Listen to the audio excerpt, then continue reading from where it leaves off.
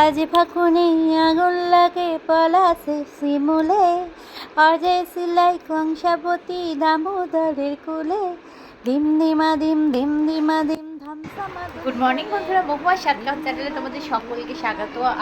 এখন থেকে আমি কিন্তু আবার ব্লগটা স্টার্ট করছি। আজকে যেহেতু স্যাটারডে, মানে মেয়ের স্কুল অফ, তো আমার আজকে কাজের চাপও অনেক কম। চলো, টিফিন কমপ্লিট হয়ে গেছে সবার, আর এখন কিন্তু রান্না চাপিয়েছি। চলো রান্না কী করছি তোমাদের সঙ্গে ভাগ করে নিই। রান্নাঘরে চলে আসার পর আমি কিন্তু নিয়ে নিয়েছি, দেখো, পোস্ত আর কাজু। এইটা দিয়ে কিন্তু আমি করব পনির। আর এই যে কাজুর প্যাকেট থেকে কাজু ছাড়াচ্ছি। এই যে ভাত বসিয়ে দিয়েছিলাম। গরমকাল মানেই কিন্তু টক ডাল, আম ডাল করা আছে মটর দিয়ে। আলু ভাজা কুটে রেখেছি, খাওয়ার আগে ভেজে নেব। আর এই যে ডিম সিদ্ধ দিয়ে রেখেছি। চলো আমি কিন্তু এবার একটু ডালিয়া বসাবো। ডালিয়ার জন্য যে সরঞ্জাম সেগুলো বাবা কেটে দিচ্ছে, আর আমি ডালিয়াটা করে নিয়ে ভাতটা করে দেবো। এই যে পনির কেটে রেখেছি, পনিরটা ভাজবো, তাই জন্য কড়াটা গরমে বসিয়ে দিয়েছি। আর এইদিকে গরম জল করে রেখেছি, ভেজে কিন্তু এই গরম জলে আমি দেবো। পনিরের তেল কিন্তু আমি গরম হতে বসিয়ে দিয়েছি, তো তেলটা গরম হতে থাকুক। আর তারপরে কিন্তু এই দেখো সুন্দর স্কোয়ার করে কেটে দিয়েছে বাবা, সেইগুলো কিন্তু আমি কড়াইয়ে দিয়ে দেবো। পনিরগুলোকে গোল্ডেন ব্রাউন করে ভেজে নেব, নিয়ে কিন্তু আমি এখানে দিয়ে দেব। আমি কিন্তু দিয়ে দিচ্ছি গরম জলে।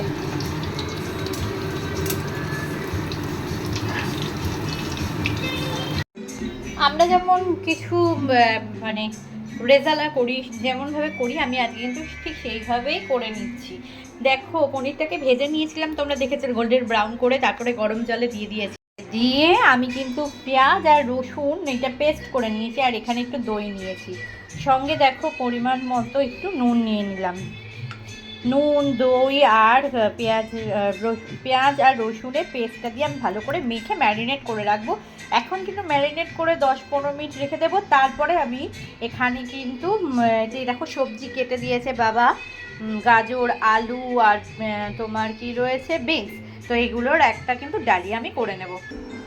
পেঁয়াজ, রসুন, দই দিয়ে আমি কিন্তু পেস্টটাকে দিয়ে ভালো করে মাখিয়ে নিচ্ছি। এটাকে আমি 15 মিনিটের জন্য ম্যারিনেট হতে দেব। দিয়ে কিন্তু আমি এখন এই ডালিয়াটা করে নেব। ততক্ষণ এই খাবারটা কিন্তু ম্যারিনেট হোক। ডালিয়া করার জন্য দেখো এই 1 কাপের হাফ কাপ ডাল আর হাফ কাপ রয়েছে তোমার ডালিয়া। আর এই পরিমাণটা নিয়ে আমি কিন্তু কড়াতে তেল দিয়ে সবজিগুলোকে একটু ভাজা ভাজা করে নেব, নিয়ে তার মধ্যে এই ডালিয়া আর ডালটাকে ভেজে নেব। চলো প্রসেসগুলো এগোতে থাকুক। খুব অল্প পরিমাণে কিন্তু আমি তেল দেব, বেশি দেব না। হাফ তেজপাতা, জিরে এটা দিয়ে দিলাম। এবার সবজিটা আমি দিয়ে দেবো, দেখো দিয়ে নেব।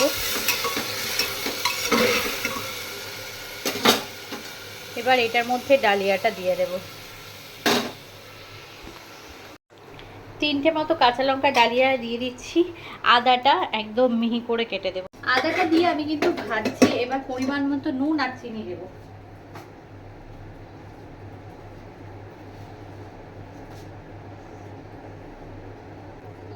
স্বাদ মতো নুন দিয়ে দিলাম। একটু স্বাদ মতো চিনিও দিয়ে দিচ্ছি, আর তার সঙ্গে অ্যাড করে দেবো কিন্তু হলুদ গুঁড়ো। আমি গ্যাসটা ধরিয়ে দিচ্ছি পনিরটার জন্য। এবার কিন্তু আমি পরিমাণ মতো জল দিয়ে দিচ্ছি।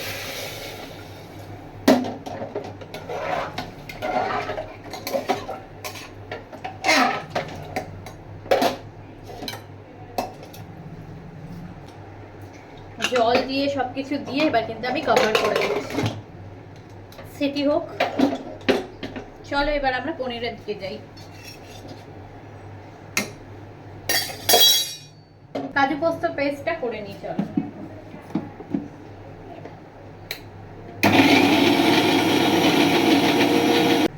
আমার পেস্ট কমপ্লিট।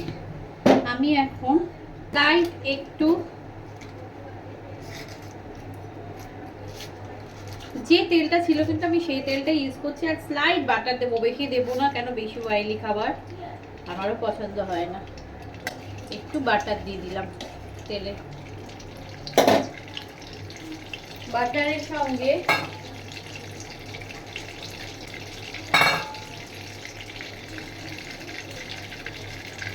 দেখো চার পাঁচটা গোলমরিচ আর একটা তেজপাতা নিয়ে ফোড়নে দিলাম, একটা শুকনো লঙ্কা দিলাম, জাস্ট একটু স্লাইড করে দিলাম, দিয়ে কিন্তু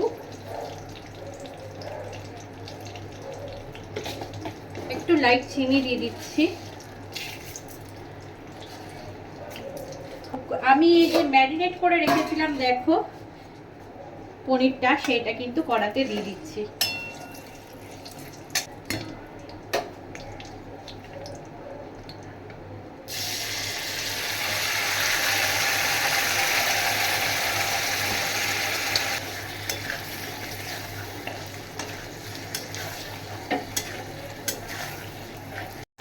এটা একটু কষতে থাকুক। এটা কিন্তু শুধু পেঁয়াজ আর রসুন বাটা দিয়ে পনিরটাকে আমি বসিয়েছি, গোলমরিচ আর শুকনো লঙ্কা ফোড়ন দিয়েছি। এবার কিন্তু আমি কাজু কিশমিশ বাটা উপর থেকে দিয়ে দিচ্ছি।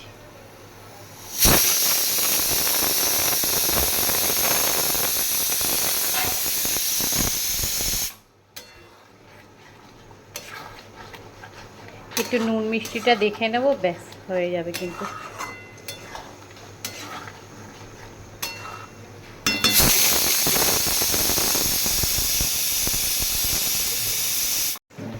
তো দেখো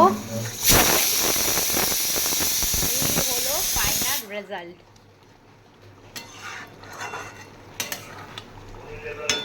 তো আমাদের কিন্তু রেডি হয়ে গেছে paneer rezala, looking like a wow হয়ে গেছে। এটা কিন্তু আমাদের রুটি দিয়ে খাবার মেনু রেডি হয়ে গেল। হ্যাঁ হ্যাঁ। তো বন্ধুরা আমি কিন্তু কাচের বোলের মধ্যে নিয়ে নিয়েছি পনিরটাকে। আর হ্যাঁ, আজকে ব্লগ ভিডিও আমি এইটুকুনি রাখছি। যদি আজকে ব্লগ ভিডিওতে তোমাদের কারো কিছু ভালো লেগে থাকে please like share and comment করতে ভুলো না, প্লিজ সাবস্ক্রাইব মাই চ্যানেল। তো দেখা হচ্ছে নেক্সট ব্লগে। আর হ্যাঁ, আর থেকে আসি তোমরা সকলে অবশ্যই স্নান করে, আশা করি তোমাদের সকলের ভালো লাগবে। আর আরেকটা কথা না বললে না, দেখো যে ভীষণ পরিমাণে গরম পড়েছে তার মধ্যে কিন্তু পশু পাখিদের জন্য কিন্তু একটু খাবার একটু জল কিন্তু তোমরা বাইরে সবাই রেখো, এতে কিন্তু ওদেরই উপকার হবে। আর আমার গাছ ভর্তি পদ্ম ফুল হয়েছে, পদ্ম ফুলের কড়ি এসে গেছে, আর এই পদ্ম ফুল যখন হবে তোমাদের সাথে শেয়ার করে নেবো। তো দেখো সবকিছু করে গুছিয়ে